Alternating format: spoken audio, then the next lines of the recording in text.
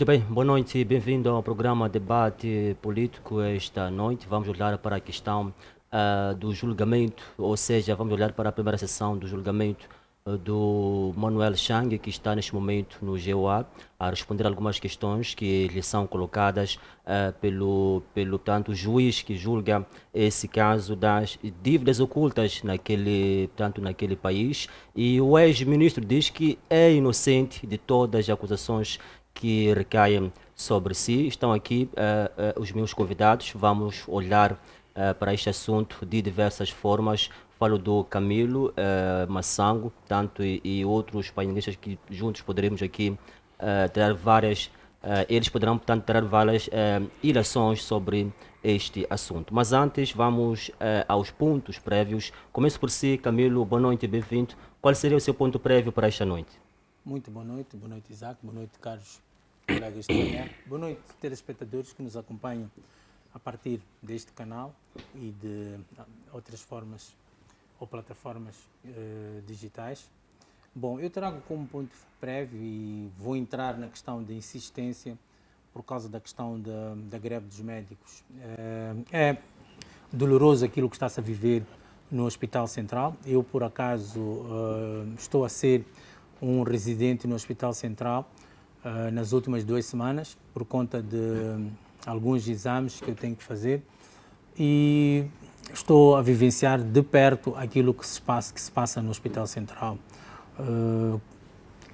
Apelava ao Ministério da Saúde para, de alguma forma, tomar a dianteira nesta questão da greve, tanto dos médicos como dos enfermeiros, porque efetivamente estamos a ser atendidos por estudantes estagiários, e só tem, acredito, para cada área, um médico que vai estar a responder por aquela gigantesca instituição hospitalar.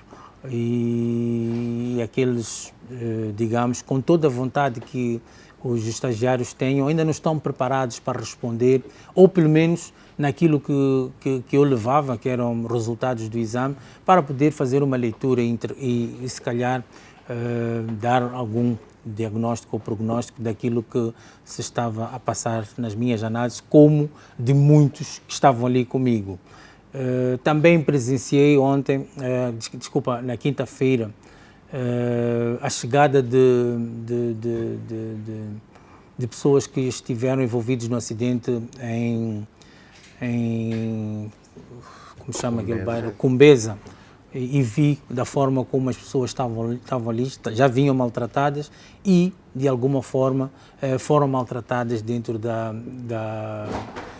daquela entidade hospitalar. E eu acho que é grave, não sei quais são as implicações que tiveram aquelas pessoas, pelo menos, que chegavam do acidente, mas eu acho que a situação é grave e o Ministério tem que fazer alguma coisa e deixar de estarmos a tirar aqui a bola uns para os outros e minimizar esta questão que é da greve, tanto dos médicos como dos enfermeiros. Os enfermeiros neste momento estão a fazer uma greve silenciosa, enquanto que os médicos é uma greve efetiva, apesar de ainda, acho que tem uma permuta ali de médicos nesta questão de greve. Então eu acho que o Ministério tem que fazer muito mais do que está a fazer em relação a esta situação, que, de certa forma, acaba por ter uma incidência muito gravosa para nós que frequentamos aquela entidade hospitalar.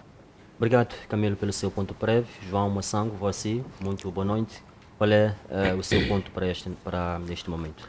Muito obrigado, Isaac Stoia. Quero cumprimentar os meus colegas do painel, estender esta saudação nesta noite dominical a todos que até a esta hora estão aí para assistir debates da nação, posso assim dizer. Olha, eu escolhi o meu ponto prévio de hoje, um assunto que vem se arrastando há mais de 20 anos, a questão da lixeira de Ulene.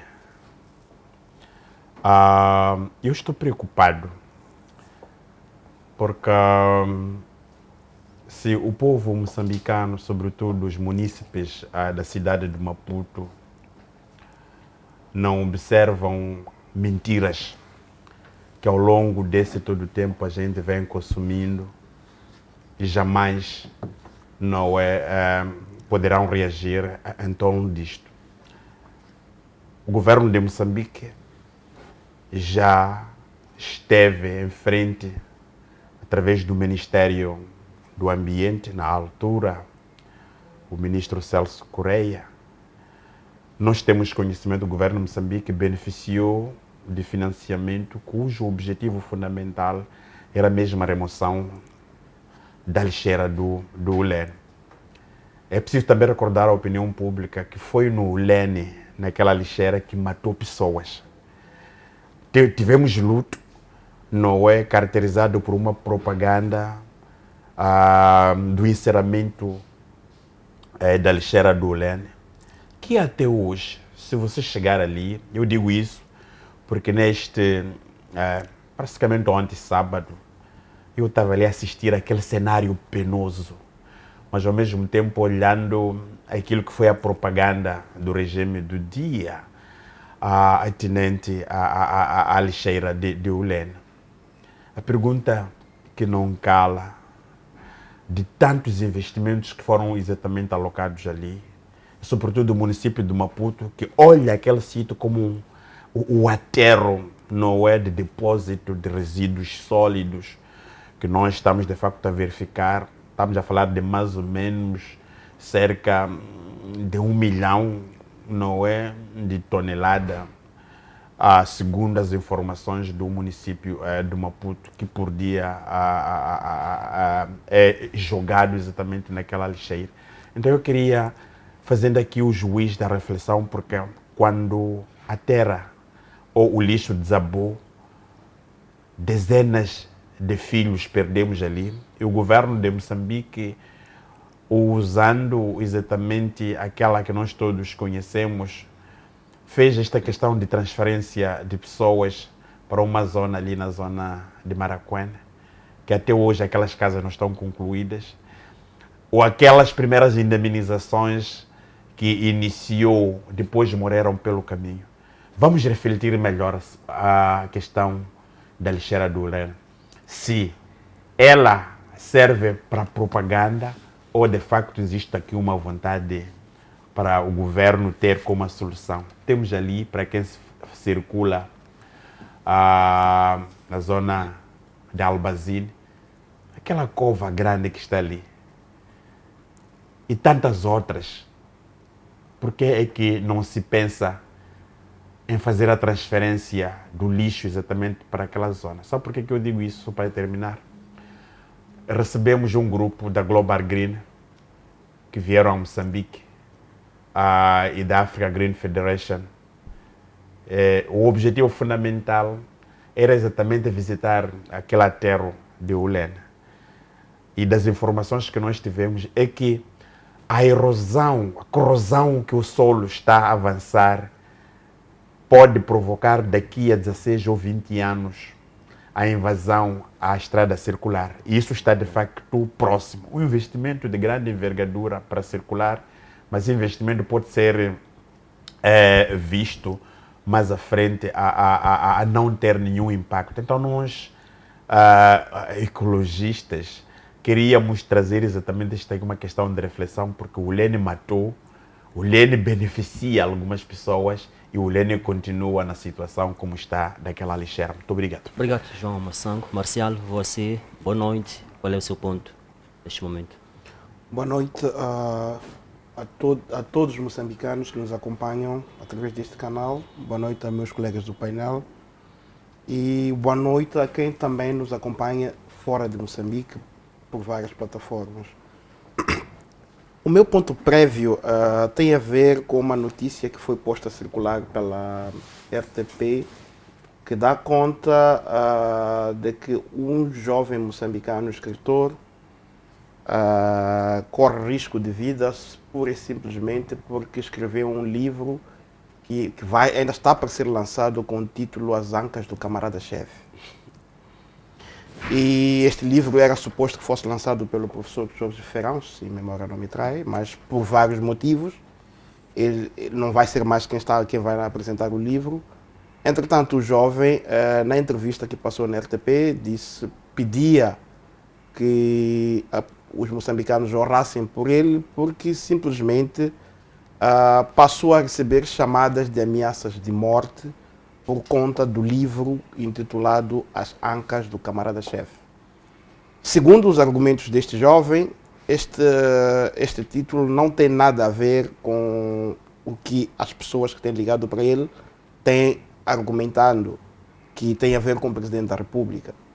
Mas ele vem sofrendo ameaças e que, na sua explicação, trata-se de uma crônica, é o título de uma das crônicas que estão dentro do livro.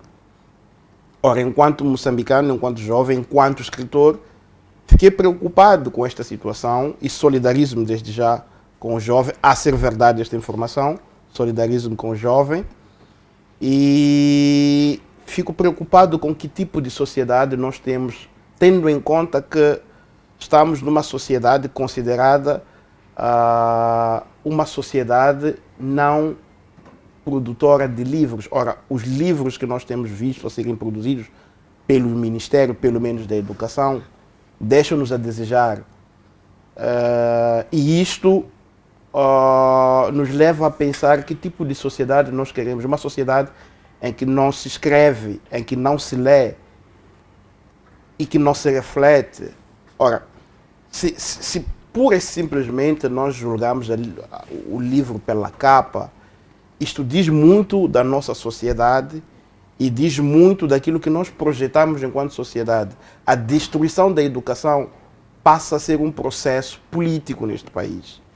E esta destruição da educação reflete-se naquilo que verificamos esta semana, em algumas reportagens, por conta do frio, em que crianças que estudam, que estão aqui bem próximos da capital, estudam ao relento e por conta do frio tiveram que ver as suas aulas interrompidas.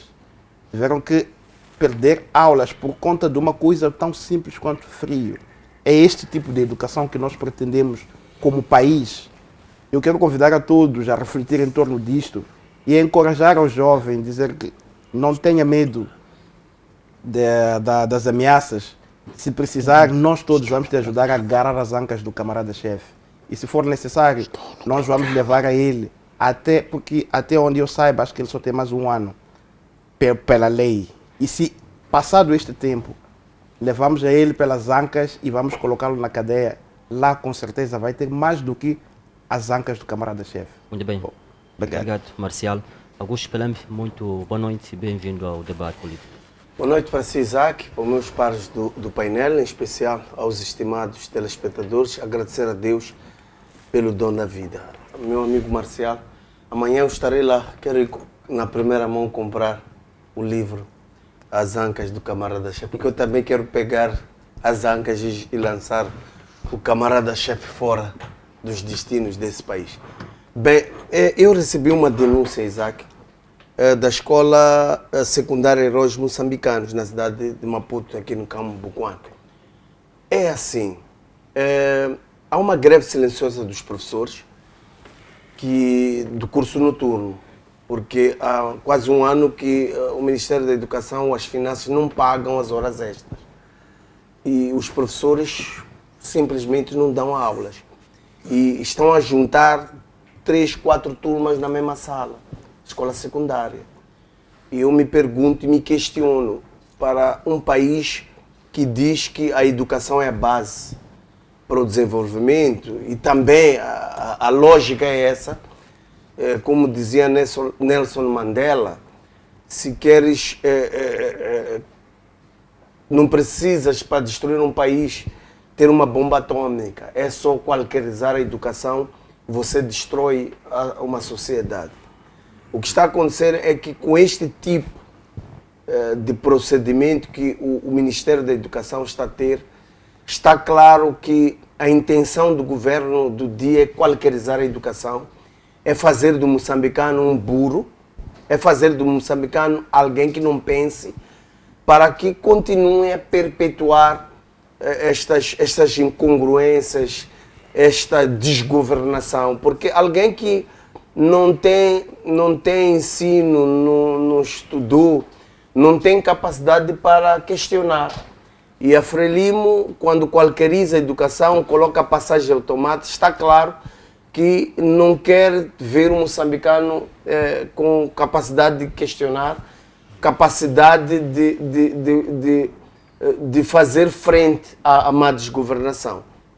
Agora, dizia bem o meu par do painel, o Marcial, me lembrou aquilo que eu assisti nesses dias, escolas sem salas de aulas, crianças a estudar debaixo das árvores, com este frio, e até aquelas poucas salas que existem, chove mais dentro da sala de aula do que fora.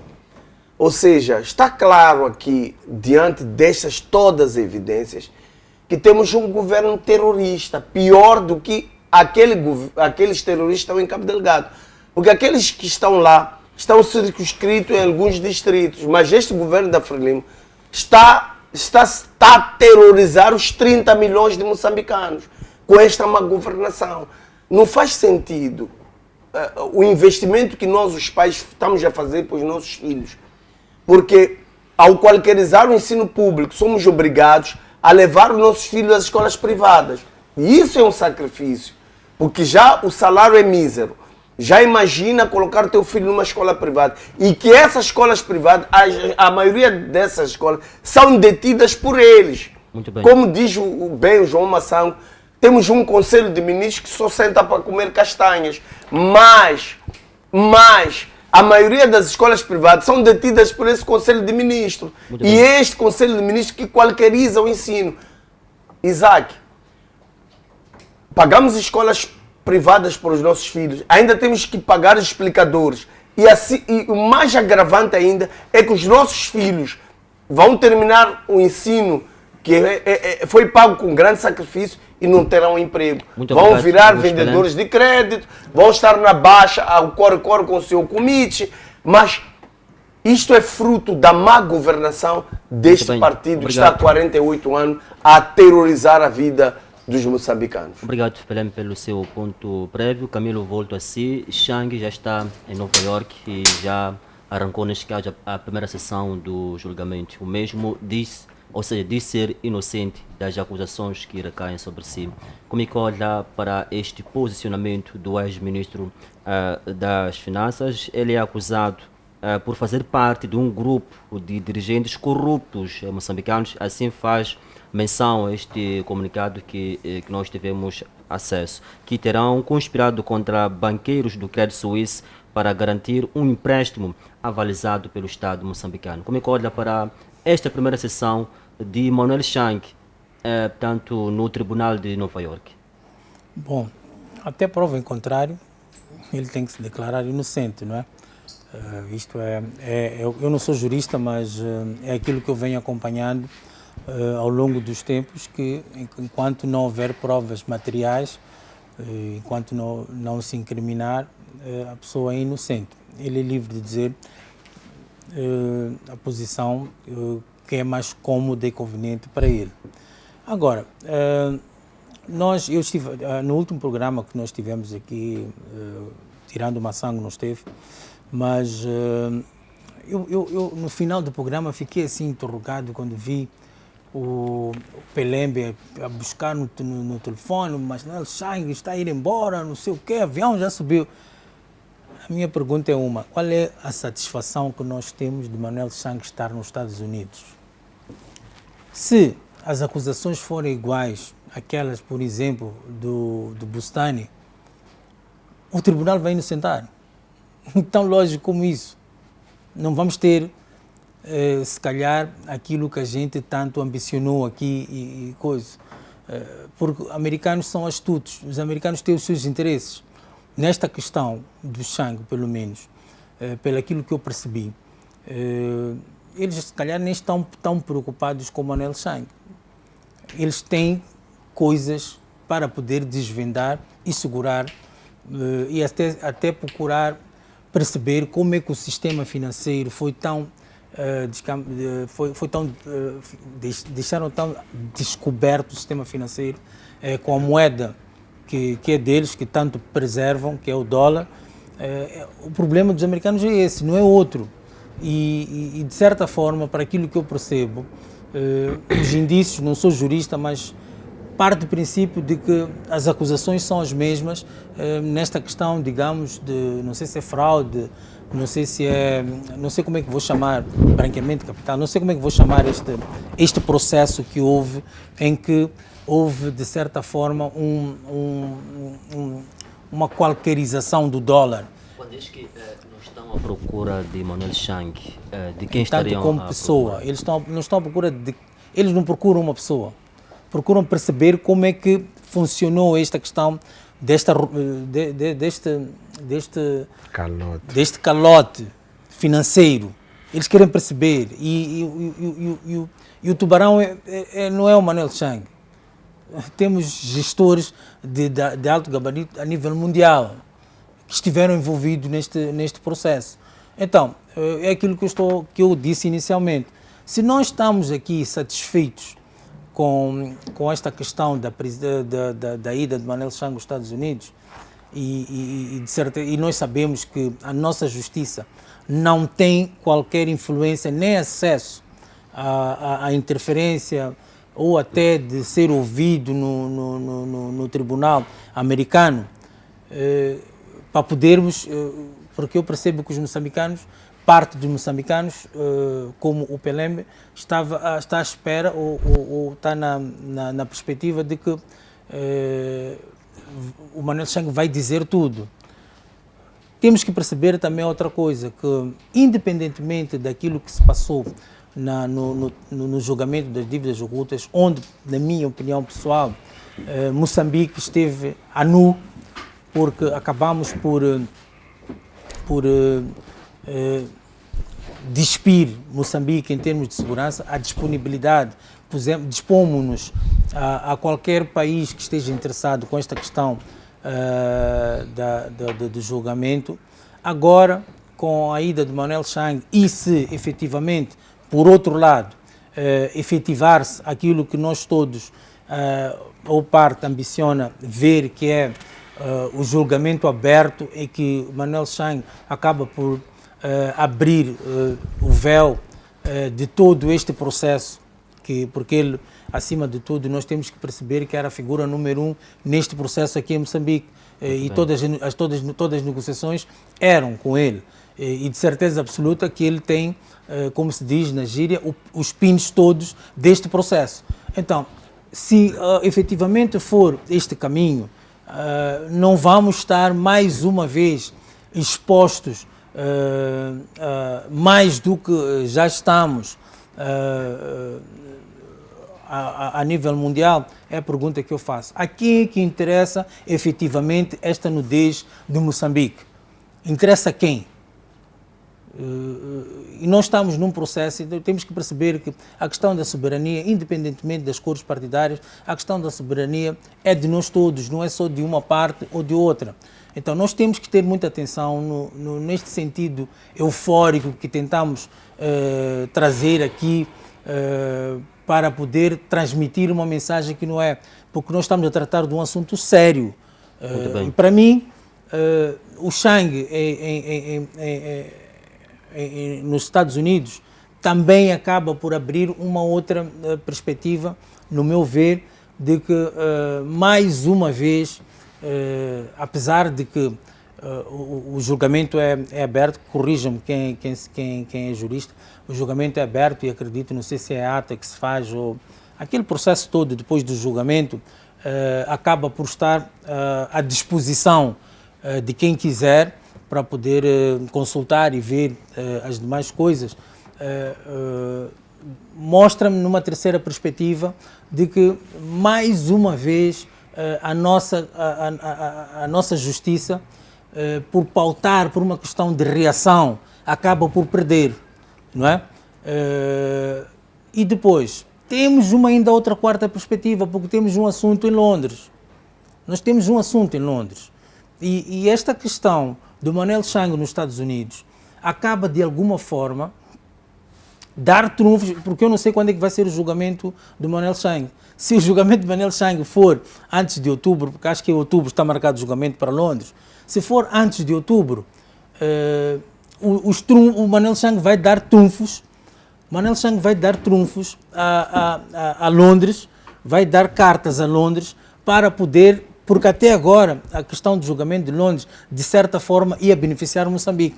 Muito porque bem. nós íamos ter, de alguma forma, ser ressarcidos de alguma forma neste processo deste calote, porque foi o governo moçambicano que processou. Agora, se o Manel Chang traz, digamos, não sei qual vai ser a tendência do Manel Chang, mas imagina que o Manel Chang abra o livro neste sentido de prejudicar Moçambique. Vamos perder também Londres. Quer dizer, estamos aqui num processo. Camilo, quando diz que Manuel Chang poderá, nesse caso, abrir o livro que poderá, passo a repetição, prejudicar Moçambique, de que forma? Seria dizendo os nomes ou das pessoas arroladas neste calote, de que forma Manuel Chang poderia prejudicar o seu próprio país? Nós temos que perceber que um julgamento, eu não sei como se diz em direito, né? Mas é sob juramento, não sei se é assim que se diz, né? Tu fazes estás no tribunal, és julgado sobre o juramento, né? Exato. Então, tudo que for pronunciado ali naquele tribunal é credível, não é uma coisa de descartar, não é uma coisa hipotética. Então, tudo que o Manel Chang for a falar ali pode ser usado para qualquer coisa, como, por exemplo, o julgamento ou o processo que está a decorrer em Londres.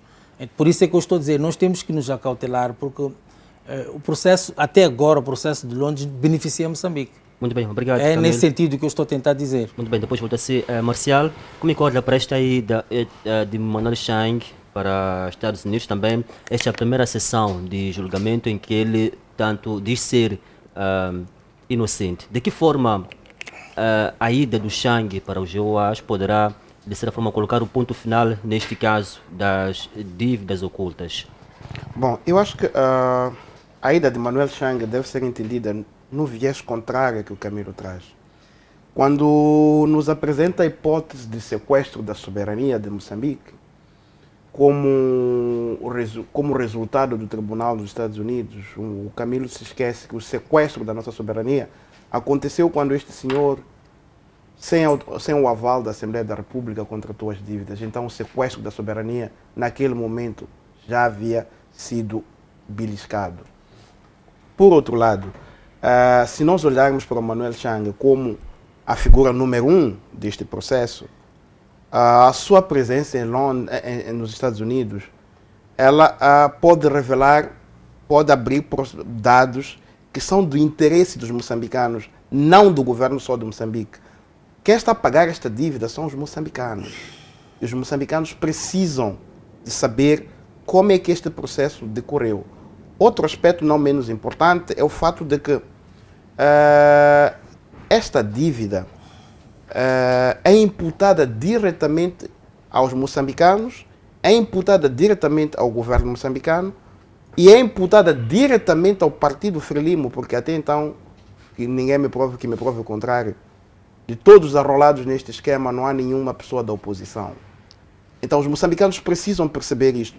Agora, sobre a presença de Manel Chang nos Estados Unidos, sobre as declarações dele, dos quais ele é inocente, eu penso que há o princípio do direito, que é a presunção de inocência. A presunção de inocência prevalece para qualquer pessoa. Ele é livre de optar em dizer que é inocente. No entanto, existem provas.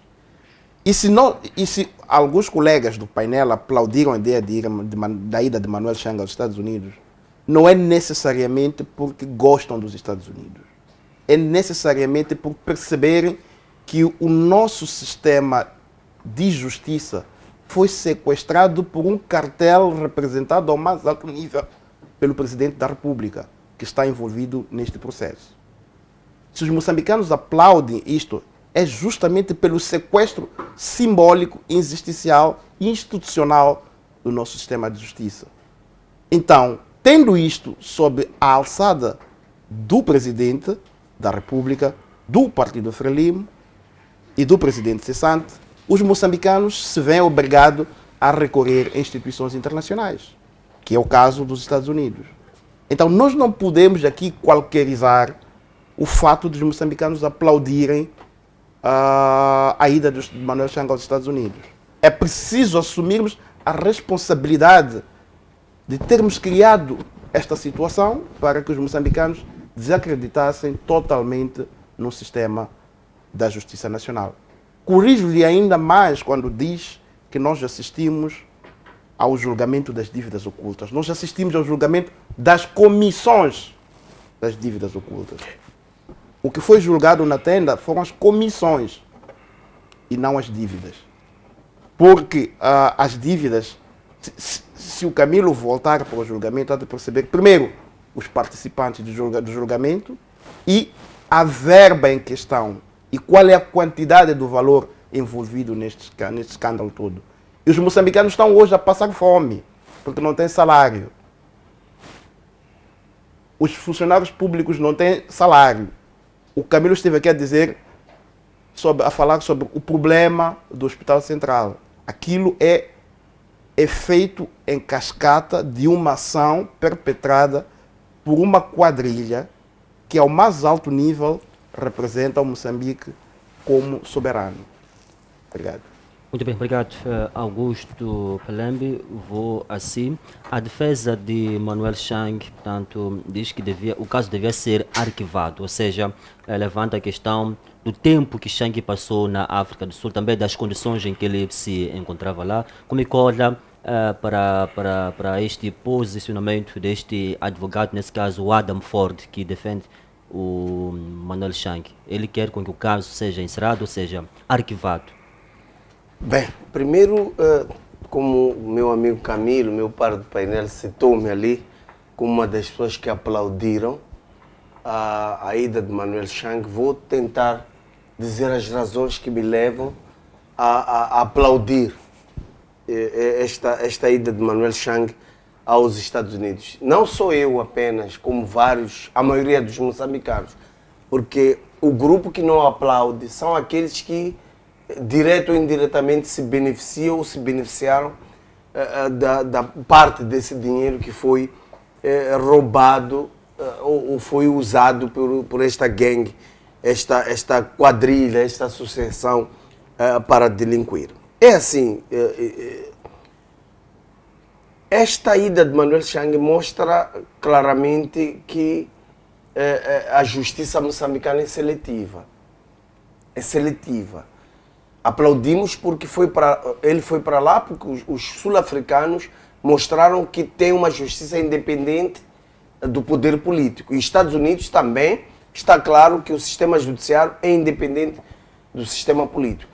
E é por isso que nós, como MDM, nas legislaturas passadas, nós depositamos na Assembleia da República um projeto de lei que definia a independência da justiça. Ou seja, nós previa ou queríamos que tivéssemos um procurador que fosse eleito entre seus pares e tinha um mandato. Que não seria a escolha, uma marionete do chefe do Estado que a seu belo prazer indica o seu delfim e quando acorda das madrugadas não quer, tira. Nós definimos ou queríamos, ou queremos ainda mesmo assim, após ser negado pela bancada maioritária da Frelimo, nós queremos um procurador independente.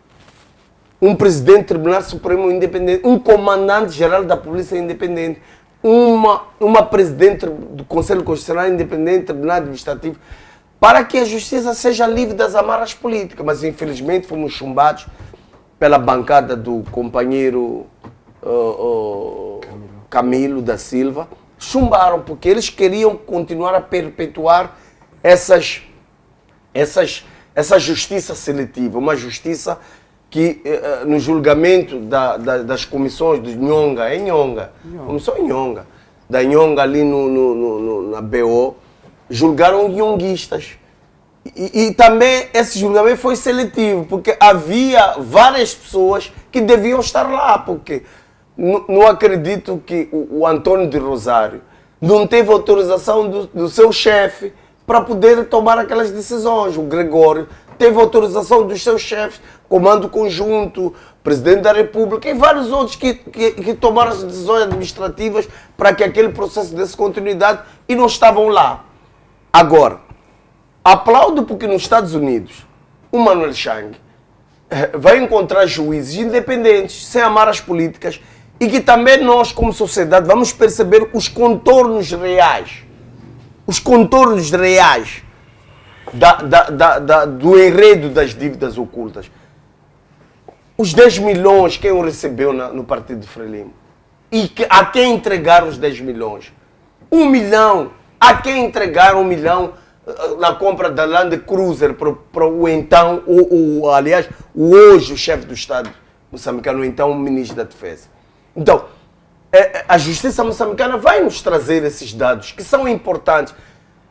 Não vão resolver o problema porque é mais fundo do que nós pensamos ou imaginamos. Quando eu olho para o passado, olho para os hospitais, quantas pessoas perderam a vida por falta de um paracetamol, de um fármaco, porque fomos fechados a nível internacional, economia internacional, por causa das dívidas ocultas. Hoje as escolas não têm salas de aula, as crianças estudam ao relento. Hoje vais nas grandes cidades, jovens desempregados a deambular nas ruas por causa desse fechamento que Moçambique foi submetido por causa das dívidas ocultas. Mas também eu estou satisfeito mesmo com esta ida de Manuel Chang, porque muita gente não dorme hoje. O grupo Camilo e os outros não dormem. Porque havia muitos que estavam fora, que com o desenrolar, com aquilo que Manuel Chang vai falar, hão de entrar no processo e vão ser condenados. Porque Moçambique, essa procuradoria, essa justiça moçambicana está a mostrar claramente, está a reboque. Primeiro, vou ajudar o Camilo para perceber um pouco de direito, ainda bem que ele disse que não é. Moçambique está a reboque de informações de fora. Primeiro, Moçambique não tem nenhum acordo de extradição com a África do Sul. Os Estados Unidos, sim. E Moçambique não tinha nenhum mandato de captura de Manuel Chang. Os Estados Unidos já tinham e foram eles que mandaram e capturaram Manuel Chang. E Moçambique, para fazer manobras dilatórias, para demorar o processo, quero chegar à questão que me colocou, criou essas manobras dilatórias de quase 5 anos, Manuel Chang ali, tal, a pedir extradição, que não existia. Não existia mesmo. Estavam a apelar a um acordo da SADC, que também não é claro na pretensão de Moçambique. Agora, esta demora que os advogados de Manuel Chang, que eu acredito, Manuel Chang na cadeia, não teria coragem. Onde é que ele apanhou dinheiro para ir pagar aqueles advogados lá nos Estados Unidos? Esse dinheiro saiu dos nossos bolsos. A Procuradoria, direto ou indiretamente, a cúpula da Frelimo é que está a pagar aqueles advogados fortes lá nos Estados Unidos para poderem impedir que o Manuel Chang abra a boca. Muito bem, obrigado pelo tempo. Mas só quero terminar o meu raciocínio. Tudo isso, essa demora toda, era para que pudessem buscar. Mas Isaac, meu amigo Camilo, acredita mesmo que os americanos vão fretar um avião, ir para a África do Sul, carregar Manuel Chang para ir libar Macomb? Vamos ter que Manuel Chang a Johnny, vamos com esse avião de luxo para ir para os Estados Unidos, vamos em chumo mesmo. Acredita mesmo. Muito bem, porque Pelembe. Deixa eu só fechar fugir, 10 segundos. Camilo, ainda bem que disseste que não é jurista. Amigos telespectadores, o direito não é 1 mais 1 igual a 2. Não é matemática. O que os advogados de Manuel Chang estão a pensar não é o que o juiz está a pensar. E não vai ser categórico o que a Frelimo pensa que Manuel Chang vai ser libado. Manuel Chang vai aceitar ser ouvido e vai ajudar-nos, pela graça de Deus, a clarificar os moçambicanos porque é que estamos a sofrer tanto assim. Qual é a chance de Chang ser libado ou ser, portanto, tido como... ou seja, até que ponto Chang poderá voltar a Moçambique, como aconteceu com Jan Bustan? Há aqui alguma chance? Olha, Isaac, se calhar tenho sorte de fazer uma melhor resenha depois desses 3 comentários dos meus colegas e também tomando em conta a questão que me coloca. É preciso a gente olhar o tempo da permanência do Manuel Chang na República da África do Sul. De forma deliberada, a PGR e o governo de Moçambique contribuíram para o mesmo, de forma deliberada. Sabe por quê? Porque os advogados, no fim disto, quando pensavam que pronto, a extradição de Manuel Chang para Moçambique teria um determinado tipo do impacto. O Pelembe, eu até esperava ouvir-se do Pelembe como jurista. Eles iriam pegar o Código do Processo Penal, o artigo 256, que fala da prisão preventiva, não é? O tempo da prisão preventiva, que é de 36 meses. Estamos a falar de mais ou menos 3 anos. E quando chegasse aqui em Moçambique, voltavam de novo a pegar o artigo 66 do Código do Processo Penal, não é? Para intentar uma ação, não é? Uma providência extraordinária de habeas corpus e dizerem que este indivíduo aqui já extrapolou o tempo. Infelizmente, não é exatamente isso que aconteceu. Sabe por quê? Porque os Estados Unidos da América pegaram as legislações da África do Sul, de Moçambique, e viram que não, a legislação moçambicana beneficia este indivíduo aqui, o Manuel Chang. A legislação, do modo como é que está a legislação, beneficia. Mesmo quando a gente pega o artigo 61 da Constituição, não é? De Moçambique, que fala exatamente desta questão de extrapolar o tempo, não é? Mesmo se fosse numa prisão perpétua, para eles, os advogados, iriam se agarrar muito mais no artigo 61, no artigo 66, no artigo 256, para tomar exatamente a questão que você acaba de me colocar. O Chang chega nos Estados Unidos, diz que ele é inocente.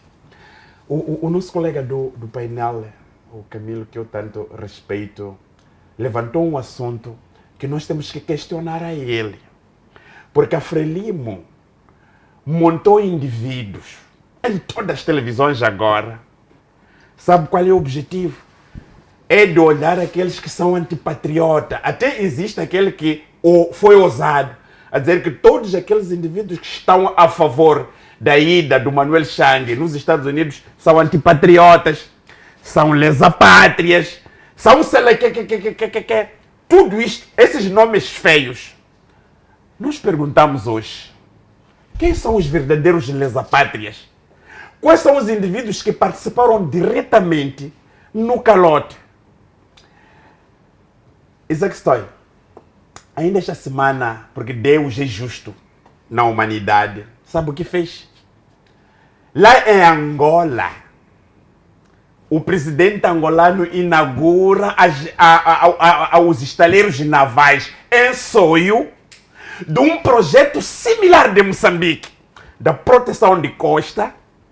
E jornalistas perguntam, como é que vocês, os angolanos, conseguiram concretizar o vosso projeto em 100%, quando em Moçambique decorre um processo judicial com o mesmo nome Privivest? O presidente angolano disse uma questão bastante simples, que o assunto com o FMI não deve ser tratado com as empresas, deve ser tratado pelos Estados. Quando fala dos Estados, está a falar de governos. São esses assuntos que devem ser tratados pelos governos. E a questão que hoje paira, quando nós debatemos este assunto, há mudança quando nós tivemos uma Assembleia da República que aprovou as tais dívidas soberanas, que hoje o grupo formado para desinformar já não fala de dívida soberana, fala de dívidas comerciais, não é? Contraída por algumas corporações. Aqui já não mete. O presidente de Angola diz que não, este assunto com o Fundo Monetário Internacional, porque a dívida com o Fundo Monetário Internacional deve ser tratado com os Estados. O que com isso nós queremos dizer? Queremos dizer o seguinte, os americanos só têm uma palavra a dizer ao Manuel Chang, coopere. Só isso. A mesma coisa disseram ao Skandar Safa, coopere. A mesma coisa disseram ao Gene Bustani, coopere. E ele de facto vai cooperar. O que eles querem? Eles querem que das informações que eles têm, porque eles têm um dossiê bastante grande, não é? Que eles têm, querem ouvir na boca do Manuel Chang. Eu conheço como é que funciona a justiça norte-americana. Começa-se de papinha para coisas grandes, não é? Aqueles advogados da Ford estão cientes do prejuízo econômico que fizeram, primeiro, para Moçambique. Porque nós estamos, de facto, a pagar este dinheiro. Este dinheiro já começamos a pagar nós como Moçambique. Embora mais tarde veio o Conselho Constitucional, não é a proibir o pagamento, mas o Estado moçambicano já havia começado a pagar. Por outro lado, os 500 milhões de dólares, por onde é que foram? Tudo isto aqui deve ser trazido para uma questão de reflexão, porque quando nós debatemos a questão das dívidas ocultas em Moçambique, não deve servir como um caso novo. Este país está parado, meus irmãos. Este país, a economia parou. Este país, tudo parou por causa das dívidas ocultas. E nós tivemos um julgamento na BO. Na BO, segundo diziam os meus colegas, não julgaram quem delapidou. Porque até o ministro da Defesa, o senhor Mtumuk, disse que não sabia onde que foram os 500 milhões de dólares. O senhor Mtumuk disse que não recebeu os equipamentos militares comprados deste dinheiro. Querendo dizer o seguinte, os americanos, na minha ótica, vão de facto cavar porque eles têm a melhor informação. E na cooperação que o senhor Chang vai fazer, sabe quem vai sair mais a ganhar? Quem vai sair a ganhar é Moçambique. Independentemente de nós termos este julgamento que vamos ter agora, segundo dizia o colega Camilo, que o julgamento de Londres pode beneficiar a Moçambique, mas o julgamento em si vai trazer à tona, porque não é possível. O João Lourenço, quando se contrata esse dinheiro para a construção da base naval de Soio, e em Moçambique, da base naval de Pemba, era ministro da Defesa. Muito bem. Em Moçambique, o atual presidente era ministro da Defesa. Por que há essa incongruência de informação do outro que não sabe do que se fez, de como é que esta operação foi feita? Não, de forma maneira, nós, caro amigo Isaac Citói, somos patriotas, somos moçambicanos. Os antipatriotas, os lesapátrias, são aqueles que usaram este dinheiro e, porque o dinheiro é dinheiro, persegue quem come, nós teremos a oportunidade de saber quais são as pessoas que de facto terão. Esta coisa do tempo, da extrapolação do tempo, de que o que estão agora a alegar os advogados, de que este assunto extrapolou o tempo, a justiça americana vai dizer quem atrasou a justiça para esse indivíduo ser julgado é mesmo Moçambique. E nós sabemos perfeitamente, meu caro amigo Isaac, que se este assunto de recursos não tivesse acontecido, os 3 milhões de dólares que a PGR gastou, não tivesse acontecido, nós, nesta altura, já teríamos a informação de como é que foi, de facto, engendrado todo este processo. Obrigado, João Massanco. O governo anunciou, portanto, na semana fim da extensão da CRED pela CREMOD, que é a comissão que tinha aqui, portanto, o trabalho de refletir sobre a viabilidade das eleições distritais do próximo ano. Camilo, volto mais uma vez assim. O que a extensão e a criação de uma comissão vai trazer de novo, visto que a CRED trouxe aqui alguma polêmica por pretender, portanto, legitimar uma posição da Frelimo também e do governo sobre a questão das eleições distritais. Foi alvo de muita polêmica, vimos ali várias intervenções de figuras a falar sobre essa questão. No entanto, a CRED já não existe mais, agora temos a CREMOD, que vai pensar sobre a governação, ou seja, o atual modelo da governação no nosso país. Bom, antes de entrar por esse tema, eu ia só recuar um pouco para o tema passado. dizer ao colega Pelembe que, efetivamente, direito não é 1 mais 1 igual a 2, mas nos Estados Unidos eles recorrem a casos similares para poder julgar. É assim que eles funcionam. Por isso é que eu, na minha intervenção, deixei bem claro que capaz que Manuel Chang seja ilibado pela natureza. Agora, se o Pelembe não entende como funciona o sistema, tem que estudar o sistema financeiro americano para poder vir aqui e falar.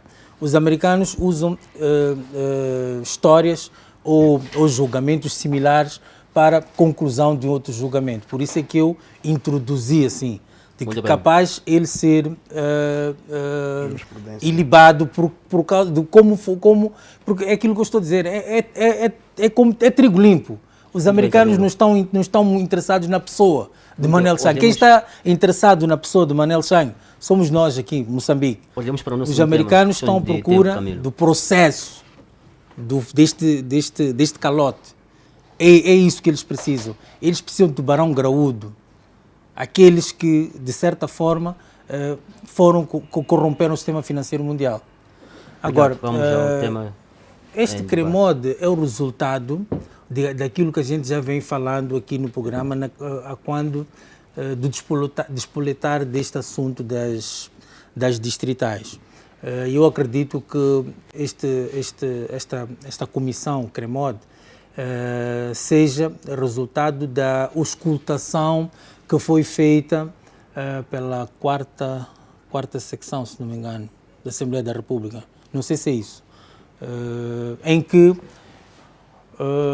na auscultação e por aquilo que a gente foi vendo na televisão, as pessoas todas eram unânimes de não realização das eleições distritais, apesar de muitos baterem na tecla de que alegavam problemas financeiros, Eu acho que, efetivamente, nós nem temos que nos tocar nesta questão de problemas financeiros. Se formos a tocar em problemas financeiros, problemas climáticos, etc., íamos estar a meter as mãos pelos pés. Eu acho que, efetivamente, o que está a acontecer nesta questão da descentralização é a consolidação deste processo. É isto que nós temos que olhar. E nesta democracia bebé em que nós estamos, não conseguimos consolidar os primeiros passos da democracia, que é esta questão das autárquicas, né, do processo autárquico, em que ainda nem está concluído no seu todo a abrangência da gestão municipal. Então, eu acho que, efetivamente, nós temos que ter este pensamento de estudar esta descentralização, o melhor caminho a seguirmos neste processo da descentralização. Porque nós, a partirmos agora para outra fase da descentralização, de certeza absoluta que, ao meu ver, íamos estar a despistar-nos daquilo que é o cerne da questão efetiva deste processo de descentralização. Eu acho que sim, é de saudar esta iniciativa da criação do CREMOD para podermos estudar esta questão da democracia descentralizada, porque para nós é um fenómeno novo e nós não conseguimos ainda, se calhar percebemos, mas não conseguimos efetivar, porque todo o processo de descentralização ainda está sob, digamos, a descentralização propriamente dita não consegue se solidificar, não consegue se assumir por si só, ainda precisa do governo para poder ajudar naquilo que é o orçamento para as autarquias. Então, para mim, eu acho que primeiro vamos consolidar estas autarquias que já tínhamos e estas novas que vamos ter, porque também havemos de encontrar. Eu, por exemplo, cria-me confusão as autarquias que estejam no domínio do distrito. Para mim aquilo quer dizer, nós vamos ter há autarquias que não sei como se diz no processo de descentralização, as autarquias que precisam de crescer. O gradualismo. Não sei se faço-me perceber isto. Este gradualismo no processo da descentralização é um outro processo. Quer dizer que nós ainda nem estamos a pensar nele e já estamos a tentar partir para outro, porque esta questão da descentralização vai crescendo. Muito bem. Não é? Então, e precisa de alguma forma ter uma solidez, precisa de ter uma autonomia, precisa ter uma gestão em que efetivamente tivemos aqui uma discussão com o Pelembe por causa da questão da autarquia da Beira, na questão de lá das bacias, não sei se lembras, Pelembe, na questão lá das bacias de retenção, por causa do financiamento que entrou e que, pronto, o dinheiro foi para o Ministério das Obras Públicas e Recursos Hídricos, e a autarquia da Beira reivindicava esta questão da funcionalidade e da execução Então, quando existe esta confusão, é porque nós próprios ainda não percebemos como é que esta descentralização funciona. É isto que nós temos que perceber. Obrigado, Camilo. Marcial, volto a si mais uma vez. O nosso governo já nos habituou tanto com a criação de comissões, já cria-se mais comissões. O que acha que esta CREMODE vai agregar, tanto do ponto de vista da nossa democracia ou da atual governação no nosso país?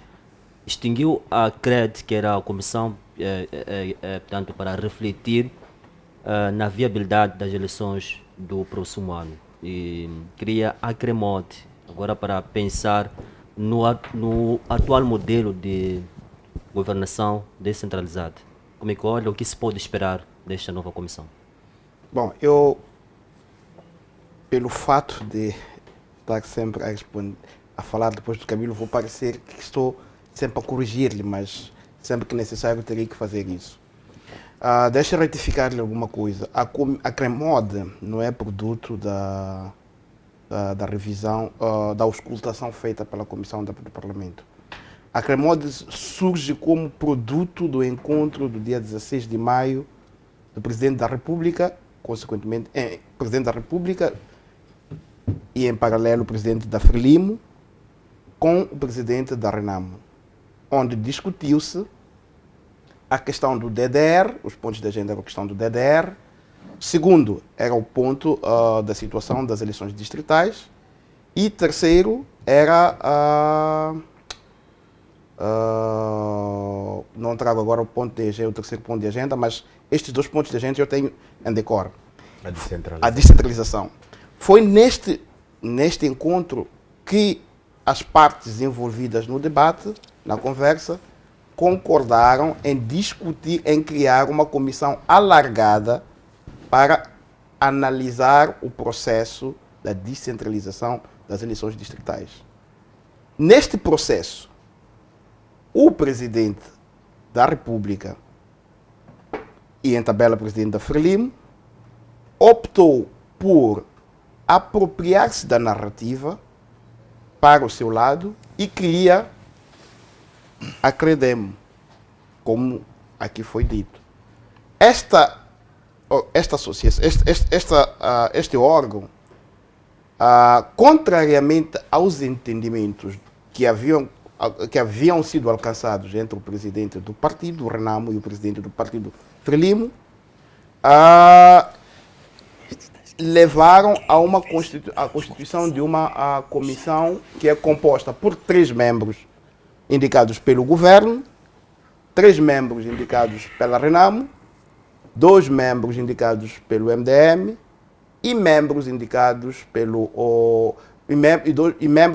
membros dos partidos extraparlamentares e atores da sociedade civil que sejam julgados pertinentes para esta discussão. Entretanto, neste processo de descentralização, neste processo de indicação dos membros que constituem a comissão, surge um problema, porque o governo chama para si, para sua exclusividade, o direito de indicar os membros da sociedade civil que poderão integrar a este grupo de trabalho. Para outro fator não menos importante é que, à luz do decreto que nós vimos, esta comissão tem um mandato de 2 anos. Pelo que entendemos, as eleições distritais são para o próximo ano. A primeira pergunta que poderia fazer é: como é que um governo cria uma comissão que ultrapassa o seu mandato? E se o próximo governo não tiver interesse em dar continuidade a estas questões? Segundo, pretendemos discutir as eleições distritais, a natureza das eleições distritais, da descentralização, como colocava aqui o Isaac. É preciso perceber a natureza destas eleições distritais. São resultados de um entendimento que culminou com a revisão constitucional entre os membros que estão, os membros da RENAM, o governo, que estavam em mesa de negociação e foram levados à Assembleia da República. E a Assembleia da República fez a revisão constitucional para que pudéssemos ter eleições, tivéssemos ter este modelo de descentralização.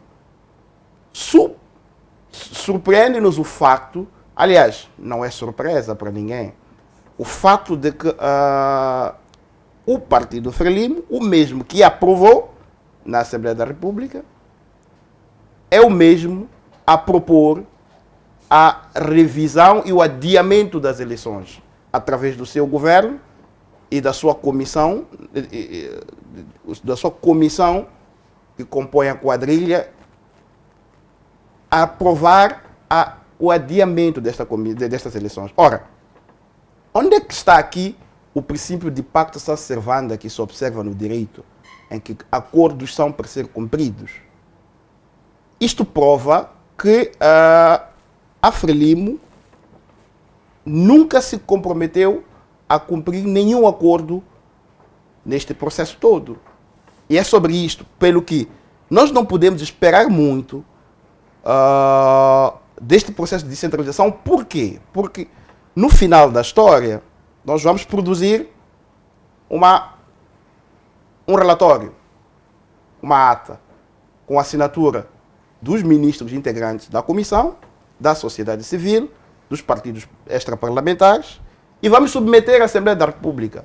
E a Assembleia da República vai aprovar, e porque isso desestabiliza o poder centralizado e a cleptocracia da Frelimo, nada nos surpreende que voltem a adiar estas eleições. Muito bem. A descentralização nunca foi uma agenda deste governo.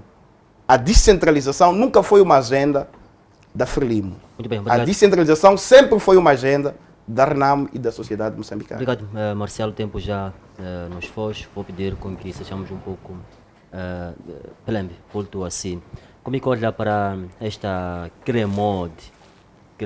O que poderá trazer de novo no processo de descentralização no nosso país? Também a composição desta comissão. Temos a Frelimo, ela que indicou as pessoas que podiam fazer parte desta comissão. Como é que olha para o desfecho? Bem, nós como MDM sempre dissemos que estamos dispostos a discutir o pacote da descentralização no todo. Por quê? Porque primeiro somos pelo cumprimento da Constituição da República, que é a realização das eleições distritais. Não é bem verdade que não há condições para que haja eleições distritais, porque até hoje temos um administrador, tem o seu conselho consultivo, está a funcionar. Eu não sei qual é o medo da Frelimo realizar eleições distritais alegando condições. Já temos um administrador e já temos o conselho consultivo, seus diretores, já tem edifício lá e está a funcionar. Não sei qual é o problema. E nós, como MDM, estamos dispostos a discutir não só eleições distritais, mas todo o pacote da descentralização. Por que isso? Porque nós sentimos que este modelo da descentralização não satisfaz aquilo que é os anseios dos moçambicanos. E não só, é um modelo mais gastador do que outra coisa. Veja só que nós temos num governo, na província, um governador que, na minha opinião, é um espantalho do que outra coisa, porque temos ali um secretário de Estado que quase faz mais do que aquilo que faz um eleito pela sociedade daquela província. E mais ainda, esse secretário de Estado carrega consigo uma máquina gastadora. Então nós pensamos que temos que discutir isso, que é retirar o secretário de Estado e termos um governador eleito que forma a sua equipe e que também se discuta não só a retirada do secretário de Estado, mas também, como é que se diz, a independência do próprio governador. A discutir o pacote financeiro, além do patrimonial, mas também o financeiro, o fiscal. O que deve ficar na província? Aprovou-se uma lei que 10% daquilo que se produz devia ficar, mas eu acho isso pouco para o desenvolvimento de uma província. Temos que discutir mais para que as províncias possam desenvolver, possamos ter províncias iguais ao Brasil, às Europas. Aquilo que sai dali, a maior parte fica ali, um pouco vai para o governo central.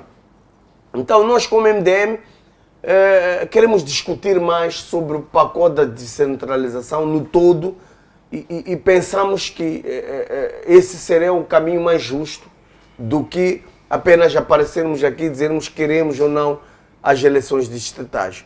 Mas, acima de tudo, temos uma Constituição da República que até o próprio chefe do Estado jurou para cumpri-la e não para desobedecer. Agora, o porquê que nós colocamos os nossos 2 membros lá? Porque queremos discutir. Não seria justo deixarmos de participar dessa comissão e ficarmos de fora. Nós, como MDM, temos pautado por discutir as coisas no terreno. E esses dois membros vão lá para ir transmitir aquilo que é o pensamento do MDM para a descentralização. A que temos já nos Foz. João Massango, qual é a sua análise concernente ao tema em debate? Olha, eu estou preocupado, meu amigo Isaac, porque quando nós debatemos esta questão da descentralização, eu acho que o termo descentralização não deve só passar por mero acordos. Não. Não é assim que faz crescer o país, não é assim que desenvolve o país. Porque tudo aquilo que nós acordamos, se fosse cumprido, este país iria de facto crescer e nós teríamos ganho exatamente nisso. Eu sou da opinião de um Moçambique que podemos até discutir a descentralização, mas se nós não descentralizarmos esta miopia de um Estado, atenção, cuja exclusão social vive em nós não estamos a fazer nada. Eu não gosto, também não gostaria de eu estar aqui a discutir, a debater ideias da construção deste país com meu amigo Camilo. Nós saímos fora, tomamos juntos café, mas quando estamos a debater o assunto do país, aí já não estamos juntos. Eu estou ali com o Macomer, saímos, estamos juntos no mesmo carro, partilhamos, mas quando estamos a discutir o assunto do país, não estamos juntos. Então, esta descentralização da mente, para mim, entendo que essa deve ser, de facto, a principal.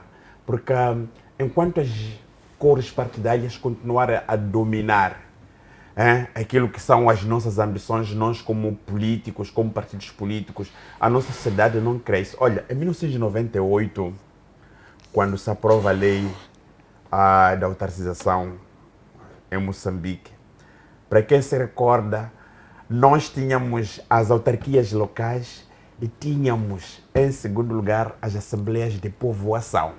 Desde 1998, nós ainda não fizemos a eleição para a eleição da Assembleia da Povoação. Estamos a falar dali da comunidade.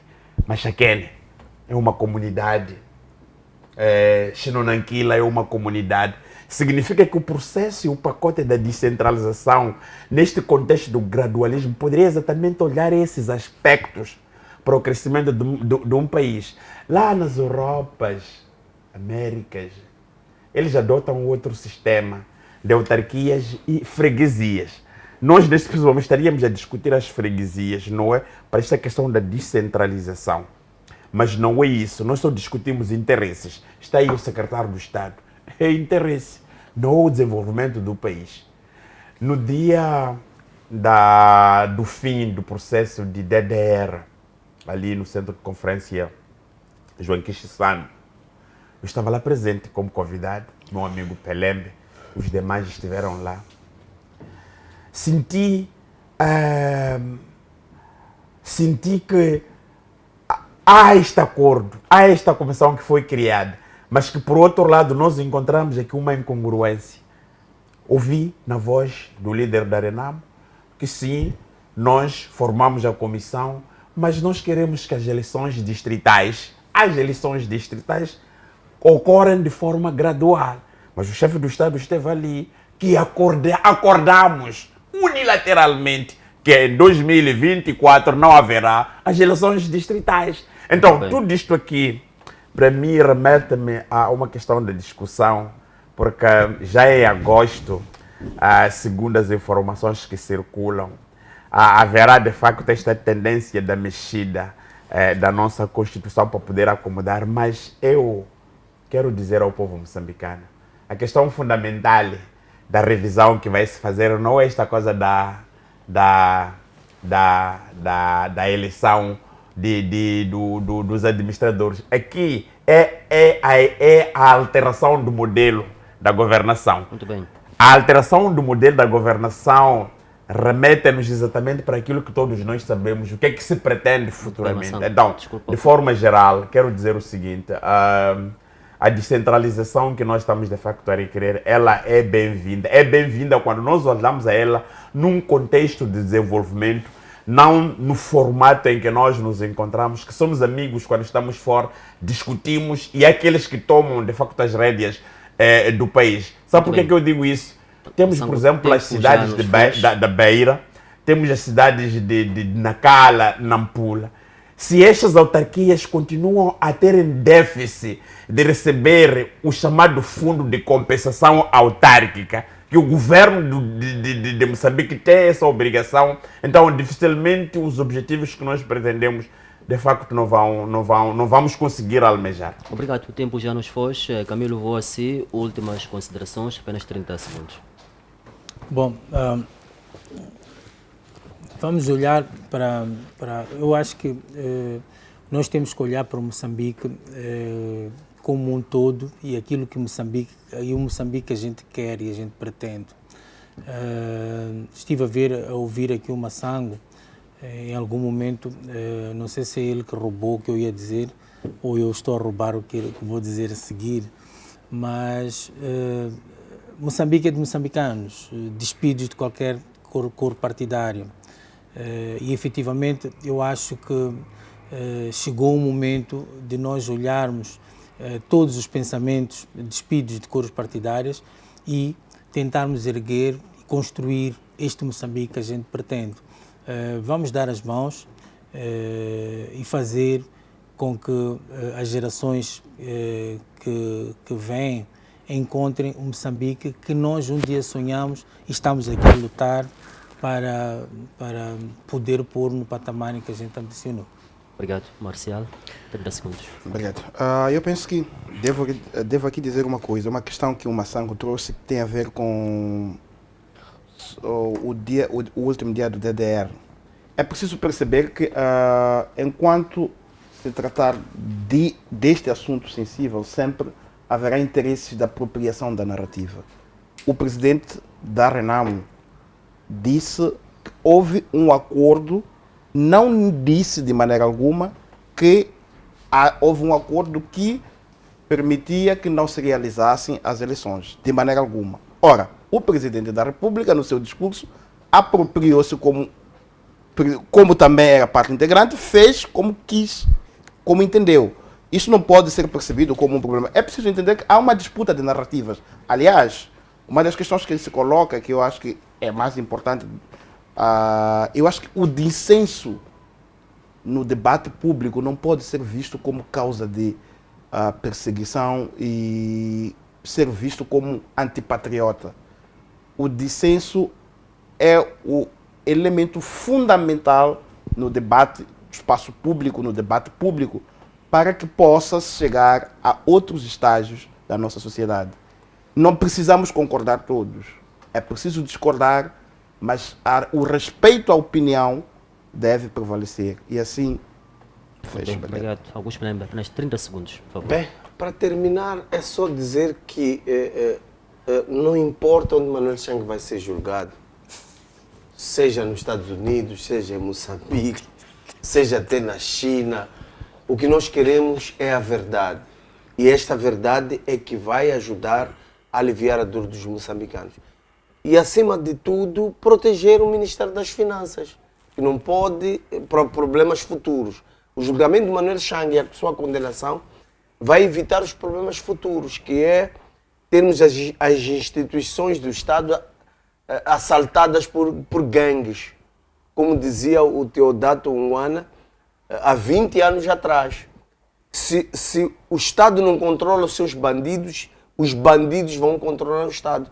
E hoje estamos cientes do que o Estado moçambicano está a ser controlado por bandidos. Então, este julgamento e a sua condenação e punição vai servir como desmotivação para todos aqueles que queiram enveredar pelo mesmo caminho. Por isso que eu, honestamente, volto a reiterar ao Camilo, não estou contra Manuel Chang, estou feliz porque vamos a um processo de condenar alguém que prejudicou os 30 milhões de moçambicanos, e isto vai ajudar os moçambicanos a terem, a olhar como exemplo para não seguir. E isto é bom para o país. Agora, se é na China, se é em Moçambique, se é nos Estados Unidos, se é na África do Sul, se é Manjakazi, se é Massigir, não importa. O importante é a solução do problema. Obrigado, João Mação. Olha, eu estava vendo uma publicação do Boletim Oficial nas antigas províncias ultramarinas, em 1948. Veja só, há uma regressão total, mas em 1940 o governo português para Moçambique já havia designado a província, não é? Moçambique, distrito, na altura, hoje são províncias, os conselhos de circunscrição, as freguesias. Quer dizer, este processo da descentralização, já em 1948, os outros haviam sonhado para Moçambique. Por que é que nós não debatemos aquilo que pode produzir o desenvolvimento local?